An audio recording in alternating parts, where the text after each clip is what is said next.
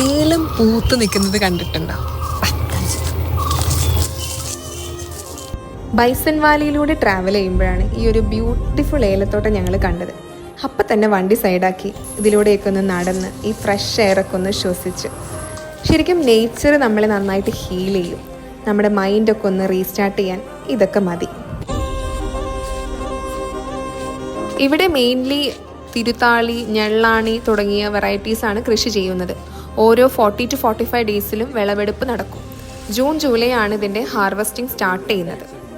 തിരക്കുകളിൽ നിന്നൊക്കെ മാറി ഇതുപോലെ പ്രകൃതിയോട് ചേർന്ന് കുറച്ച് സമയം ചെലവഴിക്കുന്നത് ഭയങ്കര കാം ആൻഡ് പീസ്ഫുള്ളാണ്.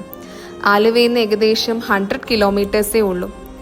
അപ്പോൾ വീക്കെൻഡ് ഫ്രണ്ട്സിൻ്റെയോ ഫാമിലിയുടെയോ കൂടെയൊക്കെ ട്രാവൽ ചെയ്യാൻ താല്പര്യപ്പെടുന്നുണ്ടെങ്കിൽ ഡു വിസിറ്റ് ദിസ് പ്ലേസ്.